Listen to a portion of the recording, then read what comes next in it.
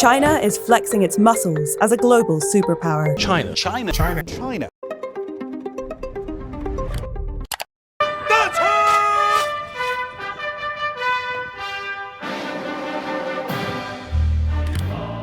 पिछले कुछ डिकेड से चाइना अफ्रीका के कई देशों में अपनी पूरी माइट के साथ एक्टिवली लगा हुआ है। फिर चाहे वो बेल्ट एंड रोड इनिशिएटिव यानी BRI जैसे मेगा इंफ्रास्ट्रक्चर प्रोजेक्ट्स में हेविली इन्वेस्ट करना हो, या फिर किसी भी तरह की डिप्लोमेसी या कोई लोन, हर जगह उसकी डायरेक्ट या इनडायरेक्ट इन्वॉल्वमेंट साफ दिखाई देती है। लेकिन ऐसा रातों रात नहीं हुआ।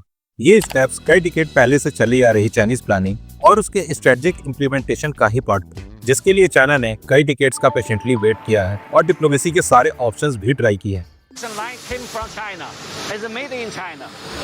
So we are controlled by Chinese as well.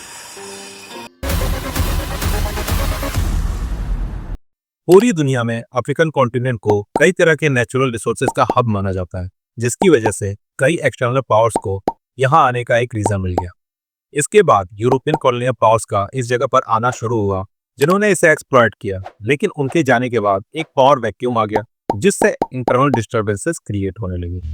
ऐसे में अफ्रीका को जरूरत थी किसी ऐसे देश की जो उन्हें सपोर्ट कर सके, और यहीं पर एंट्री होती है ड्रैगन रिपब्लिक ऑफ चाइना की।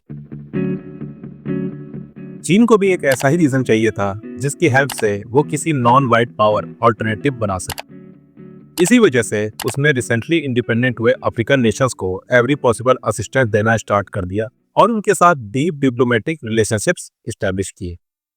अफ्रीकन कंट्रीज में चाइना का टेक ओवर रफली 3 पार्ट्स में कैटेगराइज किया जा सकता है, यानी डिप्लोमेसी, इकोनॉमिक एक्सपेंशन और स्ट्रेटेजिक इन्वेस्टमेंट। पहला स्टेज था अर्ली डिप्लोमेटिक और आइडियोलॉजिकल एंगेजमेंट, जिसके थ्रू न्यूली इंडिपेंडेंट नेशंस को आइडियोलॉजिकल सपोर्ट और तजारा रेलवे जैसे इंफ्रास्ट्रक्चर प्रोवाइड कराए गए, जो जाम्बिया को तंजानिया से जोड़ता था और उस समय के सबसे कॉस्टली प्रोजेक्ट में से भी एक था।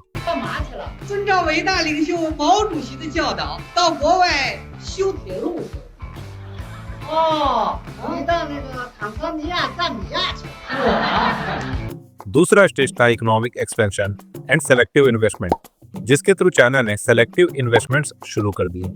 और सबसे इंपॉर्टेंट यानी तीसरा, जिसका मेन मोटिव था कॉम्प्रिहेंसिव स्ट्रेटेजिक एंगेजमेंट, जिसमें मल्टीलेटरल अफ्रीकन चाइनीज फोरम्स और बेल्ट एंड रोड इनिशिएटिव जैसे प्रोजेक्ट्स को इंट्रोड्यूस किया गया, जिसने ग्लोबल इकोनॉमिक पावर हाउस बन चुके चाइना को अफ्रीकन कंट्रीज में सिग्निफिकेंट इन्फ्लुएंस दिला दिया। लेकिन सवाल अब भी वही है कि इन सब में अफ्रीका का क्या फायदा होगा। एक्चुअली बहुत सारे नेचुरल रिसोर्सेज होने के बाद भी अफ्रीका कॉलोनाइजेशन की वजह से डेवलपमेंट की दौड़ में बहुत ही पीछे रह गया।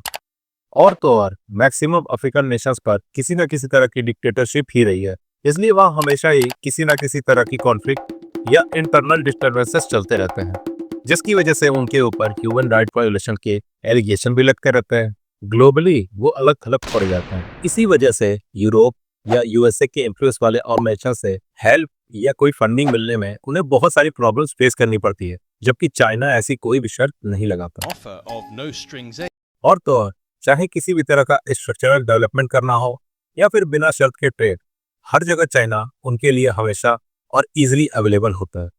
लेकिन ये डेवलपमेंट बिना किसी चाइनीज इंटरेस्ट के आती हो, ऐसा एकदम नहीं है। Meet Qiang Tang, the Chinese businessman who pioneered investing on mega projects in Ethiopia. China हमेशा से ही अपने वन चाइना पॉलिसी, ताइवान और जिनजियांग रिलेटेड मैटर्स को लेकर बहुत ही ज्यादा सेंसिटिव रहा है, जिसमें मैक्सिमम अफ्रीकन कंट्रीज का सपोर्ट ग्लोबली उसे मिलता रहता है। इसके अलावा यहाँ पर नेचुरल रिसोर्सेज की भरमार भी है, जिसकी वैल्यू चाइना को बहुत ही अच्छे से पता है। The DRC has more than half of the world's cobalt reserves. इसी वजह से कभी वो तंजानिया में कम्युनिस्ट पार्टी आइडियोलॉजी पर बेस्ड ट्रेनिंग इंस्टीट्यूट स्टैब्लिश करता है, तो कभी केन्या में उनकी फॉरेन मिनिस्ट्री का हेडक्वार्टर तक बनाता है। यहाँ तक कि कई रीजन्स में Chinese language mandarin surprisingly second language की तरह एग्जिस्ट करती है और वहाँ पर बहुत पॉपुलर भी है। हर साल हंड्रेड्स ऑफ अफ्रीकन स्टूडेंट्स या फिर ऑफिशियल्स को वो अपने यूनिवर्सिटीज में लेक्चर के लिए इन्वाइट करता है, पब्लिक डिप्लोमेसी में स्टडी टूर्स कराता है और चाइनीज कल्चर, ट्रेडिशन और गवर्नेंस प्रैक्टिसेस पर ट्रेनिंग भी देता है, जो चाइना की ब्रॉड डिप्लोमेसी का एक बहुत ही छोटा सा एग्जांपल है। चाइना का अफ्रीका में बढ़ता डोमिनेंस सिर्फ उसके इकोनॉमिक पावर, मिलिट्री स्ट्रेंथ या कल्चरल इन्फ्लुएंस के बारे में ही नहीं है, ये उसके ऑलमोस्ट वन साइडेड इन्फ्लुएंस और सबटल आर्ट ऑफ डिप्लोमेसी के बारे में भी है। चाइनीज फ्रेज में इसी सॉफ्ट एम्ब्रेसिंग को गुआंगसी डिप्लोमेसी यानी आर्ट ऑफ पर्सनल टाइज और म्यूचुअल ऑब्लिगेशंस कहते हैं, और इसी वजह से चाइना लगभग सभी सेक्टर्स में वहाँ प्रेजेंट है।